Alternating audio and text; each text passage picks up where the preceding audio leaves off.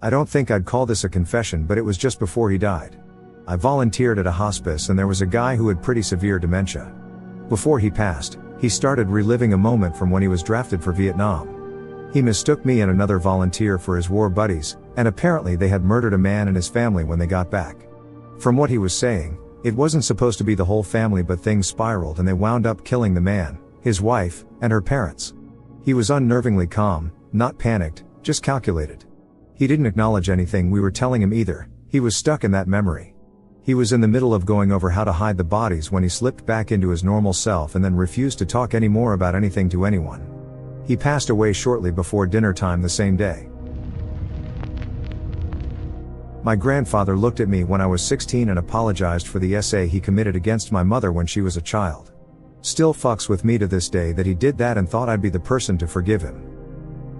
God, that's horrifying. Had your mom already disclosed that to you? Did you talk to her about it after he told you? She had, and we talked about that specific moment very rarely, as my family does not like discussing anything involving trauma.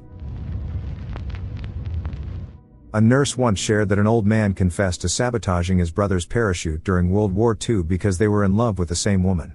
His brother died, and the woman married someone else anyway. He said he lived with the guilt every single day. We have a very similar story in my family. Not World War II or brothers, but my grandfather died on jump when his main and reserve chutes failed. His best friend was the safety officer of the jump. Roughly 9 months later, my grandma gave birth to one of my aunts, who years later we learned was actually fathered by the best friend's safety officer, not my grandpa. Naturally, some members of my family don't think it was a simple accident. Had a 80-year-old something patient tell me when his wife was dying, she admitted to having multiple affairs throughout their long-ass 60-year marriage. She went as far to say she never loved him and his only son wasn't his. I was transporting him to the emergency department. He likely only had months left to live, wanted to share with me. Still think about this often. The worst thing about that is that she told him. He could have died without knowing. That's just so awful to me. Yep, he was old and likely only had couple years left, after she told him. I haven't met a more emotionally broken male in my career. Hence why I think about it often. My grandmother did this on her deathbed to both my grandfather and my mother. She told them both about all her affairs and said my mother wasn't my grandfather's biological daughter. My mother and her father were really close, so this caused a lot of hurt. Anyway, a couple of decades later I took an ancestry DNA test and have matches from my grandfather's side of the family, so he's 100% my mother's biological father. Unfortunately, my grandfather passed a long time before this, so he never knew the truth. There's a chance my grandmother did have an affair and genuinely believed another man to be my mother's father, but she loved causing drama and causing hurt to both my mom and my grandfather. Mom believes she always knew her husband, my grandfather, was the bio father and was just trying to hurt them both, thinking there would never be a way to know for sure. My great-grandpa came home from World War I and his family had a great big party. He noticed his 13-year-old sister was missing, so he went and looked for her. He found their neighbor raping her. He yanked the man off of her and told her to go to their mom. We don't know if he beat him or killed him immediately, but on her deathbed, my grandma said she hid his bloody clothing buried in the front yard from that night and the body is long gone. Where the clothing is supposedly buried there is a beautiful patch of irises that grows. My great-grandpa beat my great-grandma constantly. She had polio and wore calipers. A tiny little Aboriginal woman in the 1930s being beaten by her Scottish husband. He had left his family behind in Scotland and had 6 kids here in Australia, including my nan. My great-grandma had no voice and no protection. Her brother Uncle Fred took great-grandpa for a drive one night and he never returned. My great-grandma told my great-aunts he ran off and joined the merchant sailors. In reality, Uncle Fred killed him and buried him at the local cemetery. My dad used to joke his granddad was a driveway now when we visited family graves as a kid. I watched a video and this super old granny in Alaska talked about how she killed her abusive husband in Tennessee or wherever. So she thought about it for months, was abused during and before that, then she asked him to fix something up high in the barn, hid some rakes under hay, and straight up pushed the ladder and made him fall on the rakes, killing him. So she calls the police, I think it was like 1940 to 1950s times, and they investigated and find he fell on accident. She moves to Alaska and lives a long, fulfilling and happy life. I know a few people who work in nursing homes, high care needs and palliative care, and they say this is a very common confession for elderly women about to die. And they are never sad or remorseful either. If they haven't dispatched an abusive man themselves, they'll gleefully talk about how their mothers took out their fathers. One woman says she even helped her mom do it 'cause the dad was touching her, and her mom taught her how just in case she ever needed that skill in the future. My grandma is almost 90, she had several brothers and sisters, all of them have blonde hair and blue eyes. She has brown hair and brown eyes and a slightly darker skin tone. On my great-grandma's deathbed she said, "I need to tell you something. When I was younger, I had an affair with a Cherokee man." My grandma had already pieced this together long ago. She always told me that she was half Cherokee. Anyways, a couple years ago my dad did this genealogy kit from Ancestors.com. 0% Native American. I was told not to tell grandma. I don't remember where I read it, so take this with a grain of salt. In the past, when a woman had an affair with a black man that resulted in a child, they would often claim it was with an indigenous man, because it was seen as less shameful. 0% African as well. My grandmother confessed to me that her oldest brother was the product of incest. My great-grandmother had him when she was 14. To be clear, her dad, my great-great-grandfather, raped her. I was 17 when she told me this, and I said I wouldn't have been able to raise that baby. She said she had no choice. And damn if that didn't scare the ever-living shit out of me in 1997. I used to care for people who were disabled in some way, in their homes. One man I cared for was elderly, over 80 years old, and just needed help with the day-to-day things, like cooking and cleaning, driving places, etc. He was a perverted guy, and always had something to say to the ladies. Some cognitive issues, with impulse control being the main thing he lacked, which led to lots of inappropriate comments to women, theft from stores, and random fast walks that he needed to be redirected to go back to the house. One evening, we were sitting on his porch, and he asked me what the date was. After I told him, he was very emotional and sad, and shared it was the day he lost his family. I knew he had no family who visited or cared for him, and that he had been being cared for by agencies for decades. I saw the obituaries he had hanging in the house, and only one mentioned him as a survivor. It was clear the family stopped including him when he was young. He confessed that when he was a teenager, he touched his little sister. When she told, he strangled her to death. He shared details of how he buried her under a sign next to the road. He described the dress she was wearing and how, "Mommy was never the same, and Daddy tried to kill me when they found her." I'll never know for certain if it was a false memory from his cognitive decline, or if he confessed the reason he had no family in his life and was not mentioned in any of the obituaries of his parents and siblings, and only in the one of his grandmother. But I will say, I believed him. As he was telling me, it felt different than any other of his stories that you knew were probably not true or exaggerated. He passed away a couple weeks later. Not quite a confession, but near the end of my mom's life, she asked, "Where are my boys?" My twin and I thought she meant girls, so we told her we were there. After she died, the day before the funeral, we got a call from a private investigator asking if they could speak to my mom. I told them she had just passed away, and the private investigator shared that they represented a client looking for their biological mother. I was seriously thinking it was someone that somehow heard my mom had passed and was trying to get money. At the time I was grieving, so it seemed that plausible. I decided to hear her out, and she was absolutely describing my mother and parts of her life that no scammer would have known. Come to find out, our mother had 2 boys from 2 different men prior to marrying our father. One of the men was from her hometown, the other was from Japan. So much of her life before our dad was an enigma suddenly. Both her sisters had Alzheimer's, so no information was ever shared with us. Wow, that's nuts. Did you meet them? Yes. My immediate siblings and I met with both of them.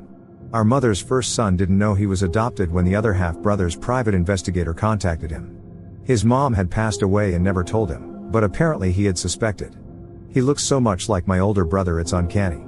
The other half-brother bears a similar resemblance to my mother when she was younger, but he's in his 60s now. We still stay in contact. It's crazy, as our immediate family shrank, we grew again. My grandma told my sister and I that our uncle, her oldest, was not actually our grandpa's son. She was raped by her brother-in-law's brother and met my grandfather soon after. He didn't care that my uncle wasn't his, he raised him just like he was his own. She asked us to never tell anyone. We never have. Until now, lol. Lol, you are correct. But, I love Reddit cause nobody I know knows I use it. Wasn't deathbed, but my grandma told us that her dad and uncles murdered the man who raped her and disposed of the body. She waited until after they all passed away to tell people. Have you told this story in another thread? It sounds really familiar, although I'm sure things like that happen more often than we think. No, I haven't. I think it was more common back in that generation before modern technology, so I'm sure it happened in quite a few families. I've heard a similar story from an elderly relative, but the guy was innocent. She just didn't like him because he was gay. She accused him of rape and her father and uncle took him into the woods and shot him. The worst part is that she said she never felt guilty over it. She only felt guilty because her uncle couldn't deal with the trauma and he killed himself a few years later.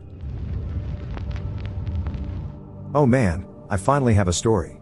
I worked as an MRI tech aide in college, and my job was simply to bring people to and from their hospital room for an MRI. One day, I was asked to get this nice elderly, big, Italian man. He was a big guy, think 6'4 feet, 260. I would have placed him in his early 70s. And he sadly had early onset dementia. We had short but nice chats on the way to and from the MRI. On the way back to his room, he told me how he was the guy called when his buddies needed to take care of business. I believe my naive response was something along the lines of, "Oh, what kind of business were your buddies in?" All kinds, but they would call him when they needed to take of a guy. So that's when it hit me what he was saying. I chuckled to myself, attributed it to the dementia as we got back to his room. When we got back to his room, his 3 kids and spouses, ranging 40 to 50-ish, were all there waiting on him. You could tell they were saddened by the condition of their father, but nevertheless were kind and smiled at me as I began getting him hooked back up to his oxygen and heart monitors. One of his daughters asked how he's been. The gentleman said he was feeling okay, and he had just gotten back from getting an MRI with me. It was that moment that he said to his family, very nonchalantly, "Yeah, I was just telling this young man how I used to take care of business back in the day." It was at that moment, all 6 faces turned somber in unison, and turned and looked at me.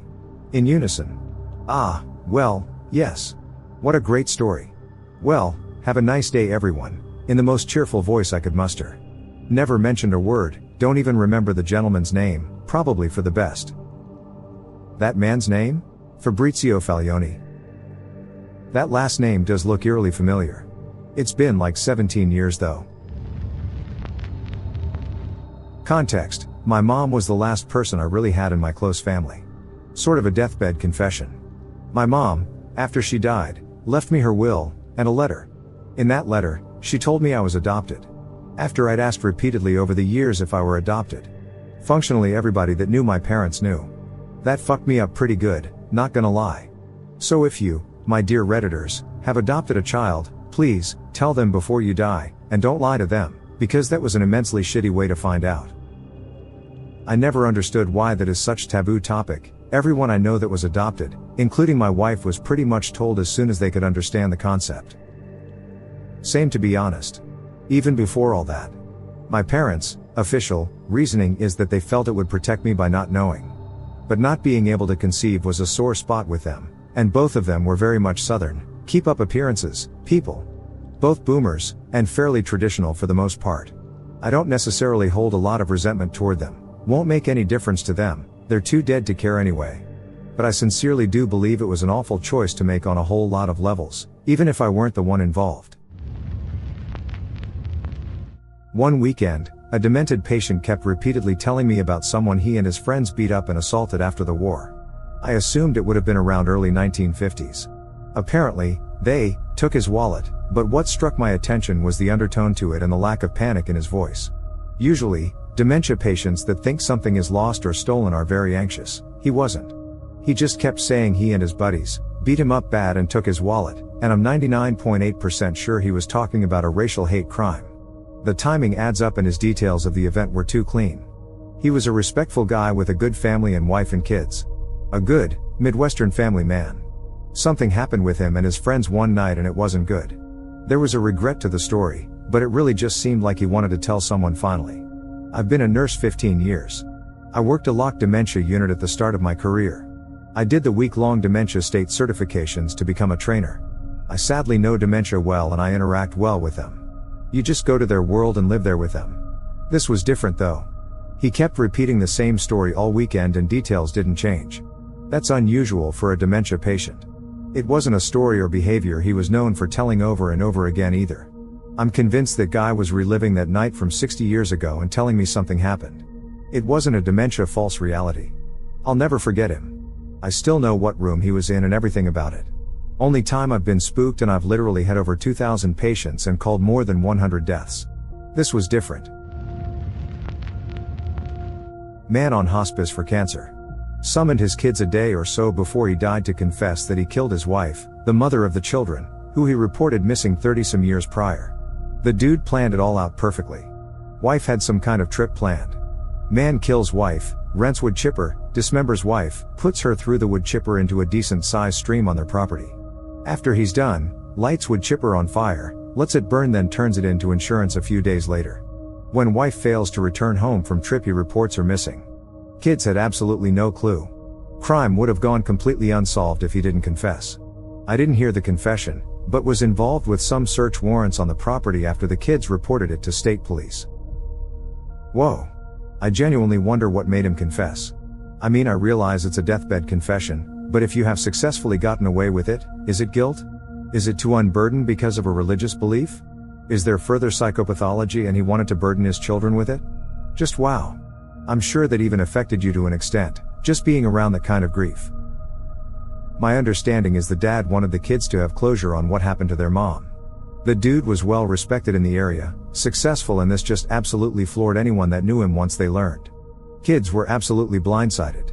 I don't know if it was guilt, or if he just didn't care since he was absolutely dying. I was a pretty new cop just manning the crime scene log. Even on the most gruesome crime scenes, cops are pretty chatty and make all kinds of inappropriate comments/jokes to cope with the situation. I've developed it myself over 15-ish years on the job. This one was different. It was just quiet and everyone went about their business as search warrants were executed on the property.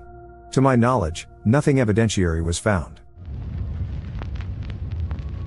We thought my granny was dying. The hospital has asked us all, my mom and my brother and sister, to come and say goodbye. We are going in one by one with my mom, and one of the things that my granny keeps bringing up is that she's sad for me as I'm single and won't be having any sex. Good to know where her priorities were when she was about to die. So, how's it going now? Ha ha, still single, and my granny died a couple of years ago. I heard about this guy, late 80s, sweet on the outside. Grandpa vibes and always baking cookies for the neighbors, active in the church, everyone loved him. But on his deathbed, he apparently looked his daughter dead in the eyes and said that he's not who people think he is. Turns out he had another entire family 2 towns over. Not just an affair, but a full-blown second wife, kids, birthdays, holidays, the whole thing. He kept both lives going for like 40 years. And the families didn't know about each other until that very moment. When I was 10 or 11, my grandfather passed away from cirrhosis of the liver. He was a happy, functioning alcoholic. I was in his hospital room alone with him the day he passed, scared because of how different he looked from the man I'd always known. He'd lost like half his body weight, and looked skeletal. He held my hand, and told me that his father, my great-grandfather, killed 4 men in their beds with an ice pick because they'd raped a colored girl, and the law wouldn't do anything about it. He went into gory detail that bordered on torture. I still have mental scars 35 years later. I didn't understand all of that at the time, and it wasn't until years later telling my mom about it that she confirmed and explained it in a more gentle detail. Apparently, my great-grandfather and his brother may have also been professional, or maybe serial killers, and supposedly killed upwards of 25 KKK members across Alabama, Georgia, and northern Florida. That's awesome, but so fucked up to say to such a young kid. I didn't reply to a lot of comments on this thread, but I wanted to for this one because it's something I've wrestled with at various times in my life. I think my grandfather was so close to death and on a liberal cocktail of pain medication that he didn't realize fully who I was when telling me. I was holding his hand, and I remember how many folds and dry wrinkles there were spread across the bones. There are so many bones in the hand, and it seemed like I could feel them all. Anyway, I remember not wanting to squeeze too hard, but I think I had shifted my weight in the chair next to him and it sort of startled him awake. He just started talking to me as if we had been in mid-conversation. I don't perfectly remember how he started. It was something about how Uncle Dean never liked the taste of beer. My grandfather was also named Dean, after his uncle. A funny side note I didn't mention earlier was that his father's name was Samuel. So, the brothers were Sam and Dean, which are the 2 protagonists from the show Supernatural. If you don't know anything about that show, it started mostly as two brothers hunting down monsters. Anyway, after the comment about beer, he just started talking about how the depression was getting better, the Klan was falling apart nationwide, but now people were still lynching and killing black folks. Then there was this long pause. I remember asking if he wanted some water. It was the first and I think only thing I said, but he just kept shifting in the bed uncomfortably. Then he started talking about the 4 men his daddy killed. I'm aware that memory is fallible, so I try not to add details of specific things said that I can't be sure I remember. Some things, I think maybe are traumatic enough, that they sort of haunt you long after the moment died. The ghosts of that one-way conversation still linger. It's nowhere near the level of what some of these are, but growing up my mother and grandmother had always been very estranged. They had an arm's-length relationship and the only times we visited were generally a disaster, but to her credit my mom tried and wanted me to have a grandmother and the memories that came with it. She tried her best, but something was very off. Small details trickled out over the years but they were vague. When it was time for my grandmother to die, I remember on her deathbed I visited, my mother did not, and my grandmother told me right before she passed, "Tell your mother I always really loved her, despite everything." That was a strange thing for her to say, because why would that have been something she needed to say? I didn't tell my mom right away, because after my grandmother died she was oddly emotionless and I felt like it was not something my mom needed to hear just then. A few years later, the truth came out when we were talking over the phone. My mom told me that when she was 5, my grandmother tried to run her over with a car because she found out her affair partner was molesting my mother. She wanted to get rid of her. It didn't work because a neighbor saw and intervened, so my mom ended up getting sent overseas to her father's mother's home to be safe while that got dealt with and my grandparents got divorced.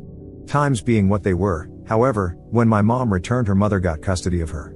It ended up with my mother running away, being homeless, getting pregnant very young by a much older man, a secret sister I never knew about, and I was pretty floored.